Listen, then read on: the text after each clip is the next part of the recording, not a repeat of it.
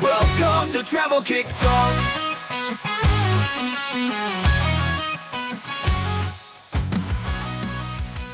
नमस्कार। आज हम बात कर रहे हैं झारखंड के खेल कैलेंडर से जुड़ी एक काफी दिलचस्प खबर पर। हाँ, नमस्कार। हमारे पास कुछ जानकारी आई है एक बड़े महिला फुटबॉल टूर्नामेंट के बारे में जो वहां होने वाला है। ये महेशपुर पाकुड़ में। हाँ, और ये लगता है किसी घोषणा या शायद किसी स्थानीय लेख से है। और दिलचस्प बात यह है, जैसा आपने कहा, कि इसे सिर्फ एक खेल मुकाबला नहीं, मतलब वैसे नहीं देखा जा रहा। हाँ, इसे नारी शक्ति का उत्सव बताया जा रहा है। बिल्कुल, यही से थोड़ा अलग बनाता है। तो आज हम इसी पर थोड़ी गहराई से बात करेंगे, समझने की कोशिश करेंगे कि ये आयोजन कितना बड़ा है, महिला खिलाड़ियों के लिए इसमें क्या खास हो सकता है, और ये नारी शक्ति वाली बात का असल मतलब क्या है इस कॉन्टेक्स्ट में। सही कहा। देखते हैं कि ये सिर्फ एक टूर्नामेंट है या वाकई कुछ ज्यादा। अच्छा, तो आयोजक हैं यूथ क्लब धोआ बाथान। नाम भी सीधा है, 3 दिवसीय भव्य महिला फुटबॉल टूर्नामेंट। सीधा और स्पष्ट, और तारीखें भी ध्यान देने लायक हैं। 24, 25 और 26 दिसंबर 2025। हाँ, मतलब पूरा क्रिसमस वीकेंड। बिल्कुल, क्रिसमस की छुट्टियों में फुटबॉल टूर्नामेंट, वो भी महिलाओं का। जगह है महेशपुर पाकुड़, झारखंड। सुनने में तो माहौल जोरदार लग रहा है। हाँ, और छुट्टियों का समय चुनना, इससे शायद वो दर्शकों की भागीदारी भी बढ़ाना चाह रहे होंगे, है ना? स्थानीय लोगों के लिए तो ये एक बड़ा इवेंट हो सकता है। जरूर, लेकिन ये जो बार बार नारी शक्ति पर जोर दिया जा रहा है। हाँ, उसी पर आते हैं। आयोजक कह रहे हैं कि ये महिला खिलाड़ियों की प्रतिभा और ताकत का प्रदर्शन है, एक उत्सव है। यही बात मुझे भी थोड़ी सोचने पर मजबूर करती है। क्या ये बस एक आजकल का ट्रेंड है कि महिला केंद्रित आयोजनों को सशक्तिकरण या नारी शक्ति जैसे शब्दों से जोड़ दिया जाए, या फिर इसके पीछे कोई ठोस विचार है? मतलब सिर्फ नाम दे देना काफी है, या आयोजन के डिजाइन में भी ये चीज दिखनी चाहिए? ये बहुत अहम सवाल उठाया आपने। हो सकता है आयोजकों का इरादा नेक हो, वो वाकई महिला फुटबॉल को बढ़ावा देना चाहते हो और इसे समाज में ज्यादा स्वीकृति दिलाना चाहते हो। हाँ, खासकर झारखंड जैसे राज्य में जहां शायद महिला खिलाड़ियों को उतनी सुविधाएं या मौके ना मिलते हो हमेशा, तो इस तरह का आयोजन और इस तरह की भाषा शायद उन्हें प्रेरित कर सकती है। हाँ, ये पहलू भी है। शायद ये शब्दाबंदी खिलाड़ियों और उनके परिवारों को एक पॉजिटिव मैसेज देती है कि ये सिर्फ खेल नहीं, उनकी पहचान, उनकी ताकत का जश्न है। बिल्कुल। लेकिन चलिए देखते हैं कि आयोजन की बाकी डिटेल्स इस नारी शक्ति के दावे से कितनी मेल खाती हैं।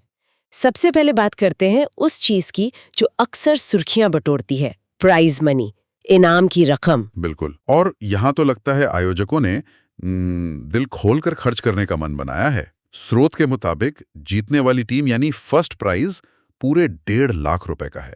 1.5 लाख रुपए। 1.5 लाख?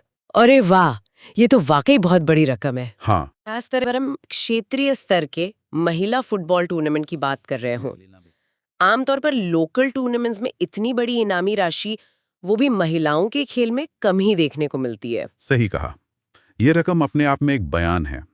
एक तरह से ये दिखाता है कि आयोजक इसे कितने बड़े स्केल पर देख रहे हैं और शायद अच्छी कॉम्पिटिटिव टीमों को आकर्षित करना चाहते हैं। हाँ, सिर्फ भागीदारी नहीं बल्कि कंपटीशन का लेवल भी ऊंचा रखने की कोशिश लगती है। और बात यही खत्म नहीं होती। रनर अप टीम यानी दूसरे नंबर पर रहने वाली टीम को भी 1 लाख रुपए मिलेंगे। 1 लाख रुपए? 1 लाख रुपए। 1 लाख? ये भी बहुत है। हाँ। और सेमीफाइनल में हारने वाली टीमों को भी निराश नहीं किया है। उन्हें भी 15-15 हजार रुपए दिए जाएंगे। 15,000 ईच। अच्छा। तो देखा जाए टॉप 4 टीमों के लिए अच्छा खासा इनाम रखा गया है। हाँ, मतलब ये जो फाइनेंशियल इंसेंटिव है, ये खिलाड़ियों के लिए बहुत मायने रखता है। ये उनके ट्रेनिंग, किट या ट्रैवल के खर्चों में कहीं ना कहीं मदद कर सकता है। जरूर, ये इनाम राशि इस टूर्नामेंट को सिर्फ एक लोकल मैच से कहीं ज्यादा सीरियस बना देती है। ये खिलाड़ियों को ये महसूस करा सकती है कि भाई उनके हुनर की कदर है। और शायद इसमें करियर बनाने की संभावना भी है, छोटे स्तर पे ही सही। हाँ, ये उस नारी शक्ति वाले पहलू को भी थोड़ा वजन देता है ना, कि सिर्फ बातें नहीं बल्कि ठोस प्रोत्साहन भी है। हाँ, कह सकते हैं कि इनाम राशि उस उत्सव वाले माहौल को और पुख्ता करती है। अच्छा, अब देखते हैं कि इसमें हिस्सा कौन ले सकता है, भागीदारी कैसी है। हाँ, ये भी जरूरी है। स्रोत बताता है कि कुल 16 टीमें ही भाग ले सकती हैं। सिर्फ 16? टीमें, अच्छा, तो इसका मतलब है कि मुकाबला काफी कड़ा हो सकता है। हाँ, और शायद टीमें भी अच्छी क्वालिटी की आने की उम्मीद होगी। लिमिटेड नंबर रखने से आयोजन को बेहतर तरीके से मैनेज करने में भी मदद मिलती होगी। जरूर। और एंट्री फीस का क्या? हाँ, भाग लेने के लिए एक एंट्री फीस भी है, 8,500 रुपये। 8,500 रुपए? 8,500। और ये भी कहा गया है कि टीमें जल्दी से रजिस्ट्रेशन कराएं क्योंकि जगह सीमित है।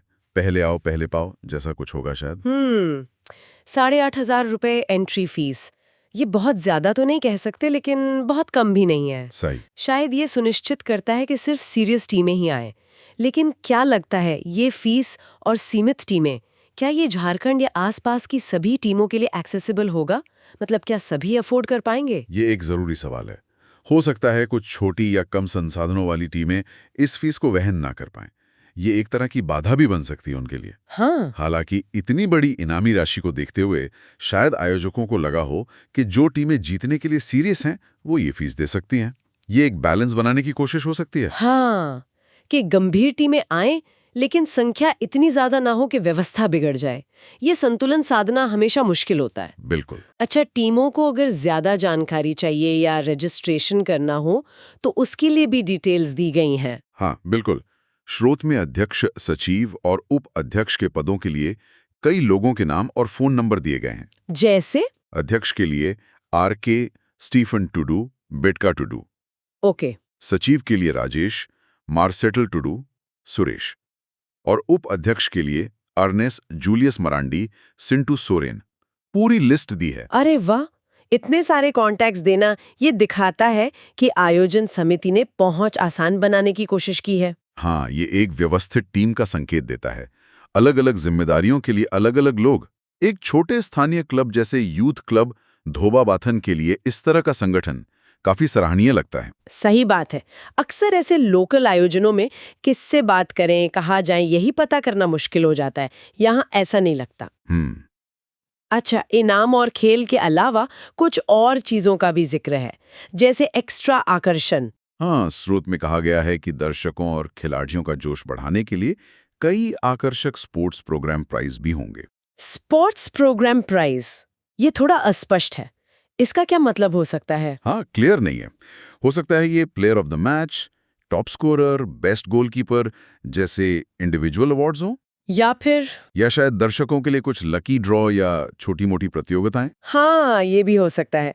ऐसे छोटे छोटे नाम भी माहौल को थोड़ा और रोमांचक बनाने में मदद करते हैं। बिल्कुल। ये चीजें टूर्नामेंट को सिर्फ मैदान तक सीमित न रखकर पूरे माहौल को एक मेले जैसा, एक फेस्टिवल जैसा रूप दे सकती हैं, जो वो उत्सव वाली बात से मेल खाता है। सही कहा। और अंत में स्रोत लोगों से अपील भी करता है। अच्छा, क्या अपील है? वही कि 24 से 26 दिसंबर तक महेशपुर पाकुड़ आएं, टीमों का समर्थन करें, महिला खिलाड़ियों का हौसला बढ़ाएं और इसे फिर से महिला फुटबॉल का ऐतिहासिक पल और नारी शक्ति का उत्सव कहा गया है।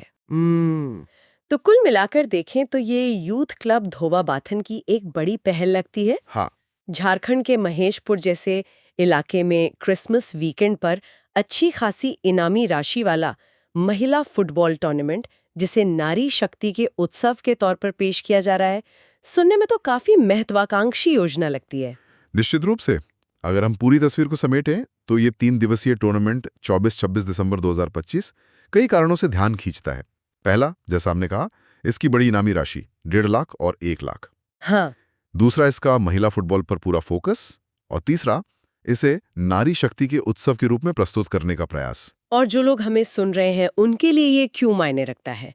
मेरे ख्याल से ये दिखाता है कि कैसे जमीनी स्तर पर, मतलब ग्रास रूट लेवल पर, स्थानीय क्लब भी खेल को, खासकर महिला खेल को बढ़ावा देने में कितनी अहम भूमिका निभा सकते हैं। बिल्कुल सही कहा। ये सिर्फ बड़े शहरों या बड़ी लीगों की बात नहीं है। हाँ। ये उस धारणा को भी चुनौती देता है कि बड़े बदलाव या बड़े आयोजन सिर्फ राष्ट्रीय संस्थाएं ही कर सकती हैं। यूथ क्लब धोबा बाथन जैसी पहले दिखाती हैं कि लोकल कम्युनिटीज भी खिलाड़ियों के लिए मंच तैयार कर सकती हैं और उन्हें महत्वपूर्ण फाइनेंशियल इंसेंटिव दे सकती हैं। सही। ये सिर्फ खेलने का मौका नहीं, बल्कि शायद उनके लिए खेल को एक गंभीर विकल्प के तौर पर देखने का नजरिया भी बदल सकता है। बिल्कुल। और ये नारी शक्ति वाली बात। हाँ, उस पर वापस आते हैं। भले ही ये थोड़ी मार्केटिंग जैसी लगे। हाँ, हो सकता है, लेकिन क्या ये समाज में कुछ बदलाव ला सकती है? क्या ऐसे आयोजन लड़कियों को फुटबॉल या कोई और खेल अपनाने के लिए प्रेरित करते हैं? ये एक अच्छा सवाल है। इसकी पूरी संभावना है मेरे हिसाब से। जब एक समुदाय देखता है कि महिलाएं खेल के मैदान पर कॉम्पीट कर रही हैं, जीत रही हैं और उन्हें सम्मान और इनाम मिल रहा है, तो ये युवा लड़कियों और उनके परिवारों के लिए एक शक्तिशाली संदेश हो सकता है। ये उन स्टीरियोटाइप्स को तोड़ने में मदद कर सकता है कि खेल सिर्फ लड़कों के लिए है। सही। खासकर झारखंड जैसे आदिवासी बहुल क्षेत्रों में, जहां महिलाओं की पारंपरिक भूमिकाएं शायद अलग हों, खेल एक सशक्तिकरण का जरिया बन सकता है, एक अलग पहचान दे सकता है। ये एक बहुत जरूरी पहलू है। ये सिर्फ खेल का विकास नहीं, बल्कि इसमें सामाजिक बदलाव की भी संभावना छुपी हुई है। तो ये आयोजन सिर्फ 3 दिन का खेल नहीं, शायद उससे कहीं ज्यादा गहरा असर डाल सकता है। हाँ, बशर्ते इसे सही भावना और अच्छे मैनेजमेंट के साथ किया जाए। सफलता सिर्फ इस पर निर्भर नहीं करती कि कितनी टीमें आईं या इनाम कितना बड़ा था, बल्कि इस पर भी कि खिलाड़ियों को कैसा अनुभव मिला। हाँ, दर्शकों ने इसे कितना सराहा और क्या इसने वाकई स्थानीय स्तर पर महिला फुटबॉल के प्रति रुचि जगाई। लॉन्ग टर्म इम्पैक्ट क्या रहा। ठीक है, तो इस पूरी चर्चा के बाद एक सवाल जो मेरे मन में आ रहा है, और शायद हमारे सुनने वाले भी इस पर सोच सकते हैं जी, कि जब क्षेत्रीय स्तर पर इस तरह के टूर्नामेंट होते हैं जहां अच्छी खासी इनामी राशि भी हो, तो क्या ये वाकई लंबे समय में महिला फुटबॉल की तस्वीर बदल सकते हैं? मतलब क्या ये नेशनल लेवल पर प्रतिभाओं को सामने लाने में मददगार साबित हो सकते हैं? ये एक अच्छा सवाल है। या इसे दूसरे नजरिए से देखें, क्या ऐसे आयोजनों का असर सिर्फ खेल तक सीमित रहता है, या ये उस पूरे समुदाय की सोच पर भी असर डालते हैं जहां ये आयोजित होते हैं? हाँ। क्या ये महिलाओं की भूमिका और उनकी क्षमताओं को लेकर लोगों के नजरिए में कोई स्थायी बदलाव ला पाते हैं? ये सोचने वाली बात है। इसका जवाब शायद हमें वक्त के साथ ही मिलेगा।